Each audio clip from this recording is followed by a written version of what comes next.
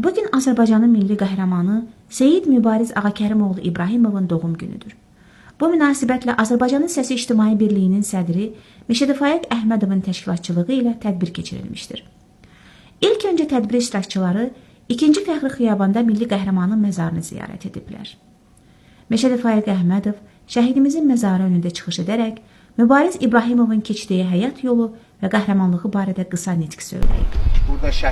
Öz çıxışında birliyin sədri qeyd etmişdir ki, bugün ermənilərlə döyüşərək həlak olan şəhidlərimiz təkcə torpaqlarımız uğrunda deyil, eyni zamanda da xalqın namus və qeyrəti uğrunda şəhidlik zirvəsinə qalxmışlar.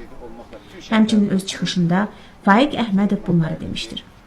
Qoy düşmən bilsin ki, Mübariz İbrahimovun torpağa axmış qanının hər damlasından bu torpaq yüzlərlə yeni mübarizləri yetirəcək. Və bu mübarizlər elin, xalqın qisasını gec ya tez düşməndən alacaqlar.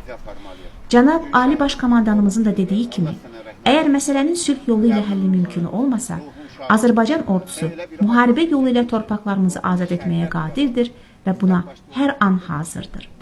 Sonra şəhidin qəbri üstündə dualar oxunur, güldəstələri qoyulub.